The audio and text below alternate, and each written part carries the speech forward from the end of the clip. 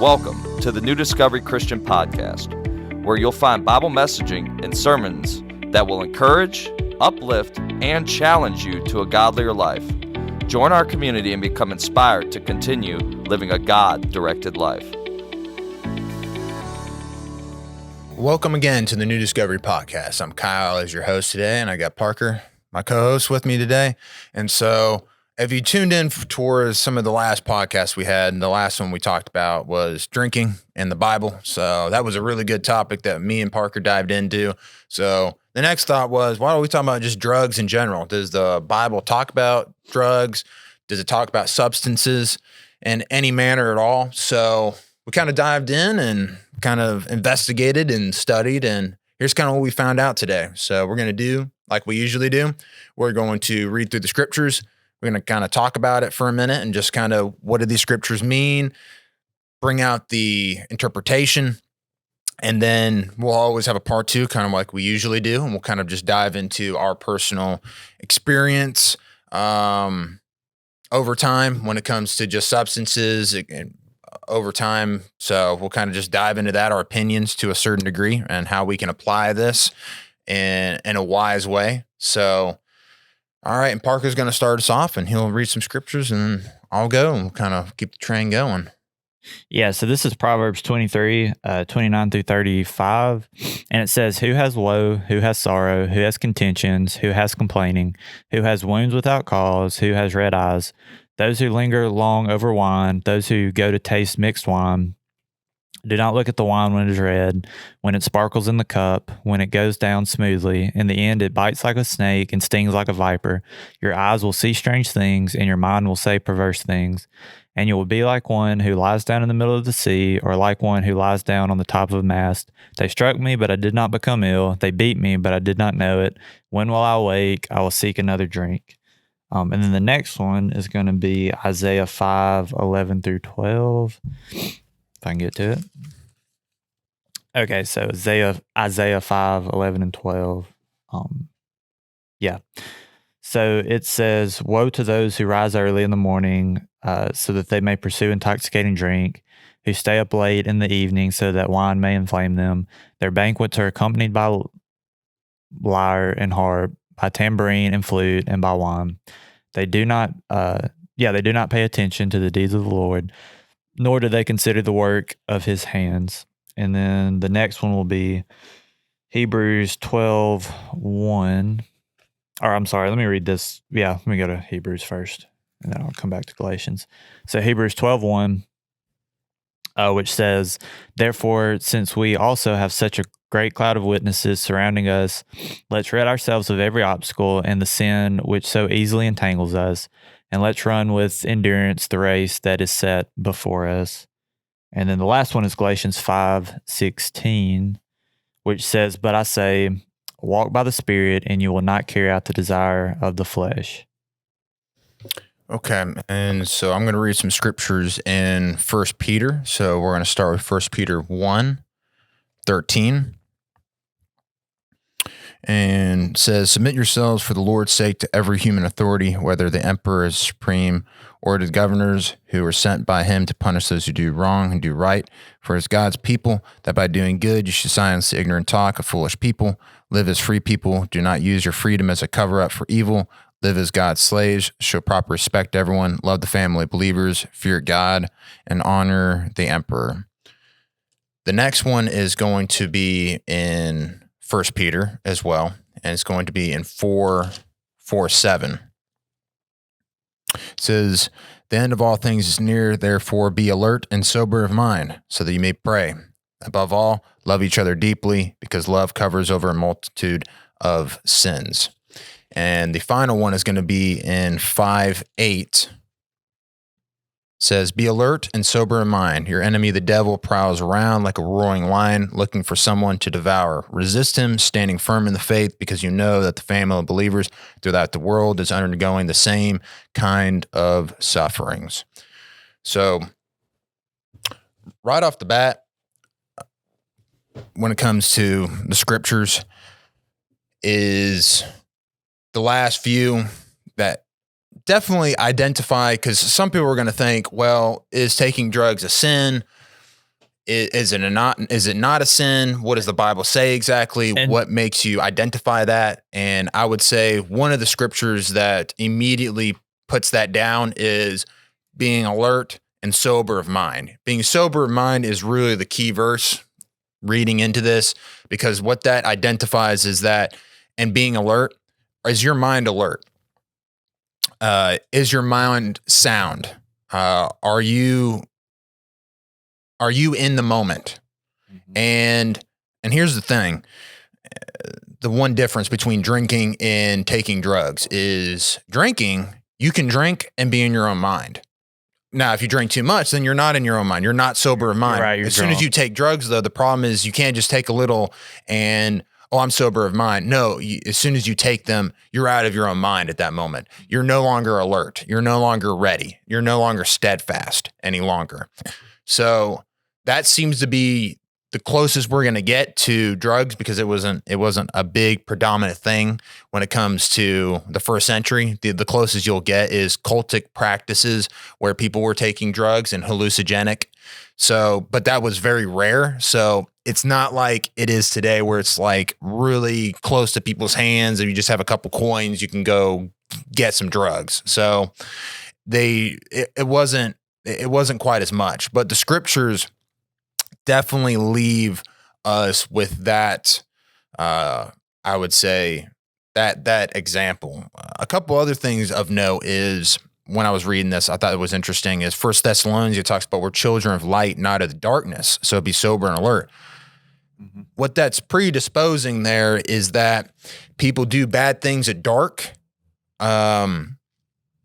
And are you going out? And then if you read Isaiah, I think that actually helps a little bit more, putting the two together. Rise early, looking for a drink, inflamed with wine, no regard to the deeds and respect to the Lord. So, rising early, looking for a drink, it's almost assuming that you're really wanting this. There's some kind of issue. It's ruling over you, rather than you ruling over it. And then the darkness, I think about when it comes to going out and partying. That's one of the things that immediately comes to my mind is, what are people doing when it comes to drinking? More than likely, they're going out and partying as well. And one of the scriptures, I can't remember if it's Isaiah or it was 1 Thessalonians.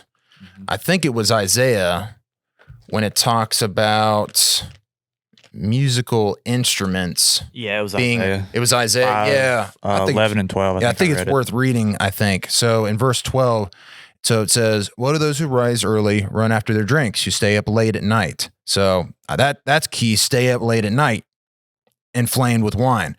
Harps, lyres at their banquets, pipes, timbrels, wine, no regard to the deeds of the Lord. All that to say, let's take the harps and lyres and let's put your Bose system and cranking the music up. Instead of wine, you can put drugs in there. Instead of wine, you put beer in there. Okay, what are we describing then at that point? Staying late up at night. Okay, we're putting all that together. So if you're on your college campus, I think you already know what I'm talking about already. That's identifying that situation, environment that you're in, going out and partying and getting drunk and being stupid, being foolish. And so that all seems to go together. And again, are you a child of the darkness, or are you a child of the light in the day? Are you sober of mind and alert, or are you not? So that's what you have to ask yourself. And scripture is identifying as, yes, you are sinning in that moment. You're not following the Lord. And then I think one of the things to really tie off the end of what you're doing is wrong, I would say the why is in Galatians, not gratifying the desires of the flesh. Why are you going to drugs? Are you? And I think if you answer that question, it's not glorifying the Lord in the end. That's right. Not. It's gratifying some desire that you have inside of you, some bodily desire, and that is identified as sin. The why. So I would say, just kind of going through all of those, that's just kind of at face value evaluating the scriptures. But What about you, Parker? Is there anything else that just comes to mind, just immediately evaluating these scriptures? Yeah. So the first thing, just as a caveat, obviously we're talking about illegal substances and being addicted to prescription drugs that are not prescribed to you.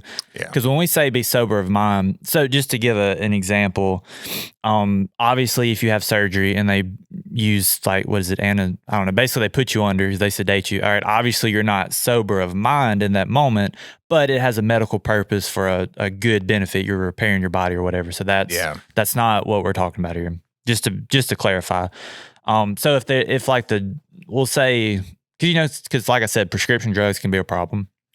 And unfortunately, people can get addicted to them. But if they're prescribed by a doctor to the specific person for a specific medical benefit, then that's not what we're referring to here. So just to clarify. But no, I like what you said about the sober mind thing.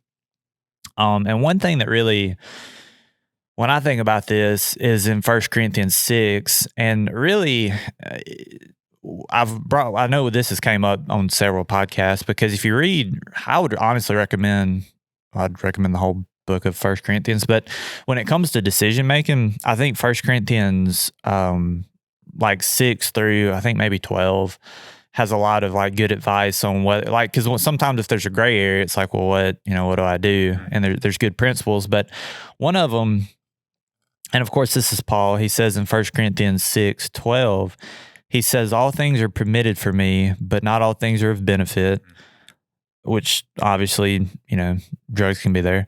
But then, and this is kind of the key part, he says, all things are permitted for me, but I will not be mastered by anything.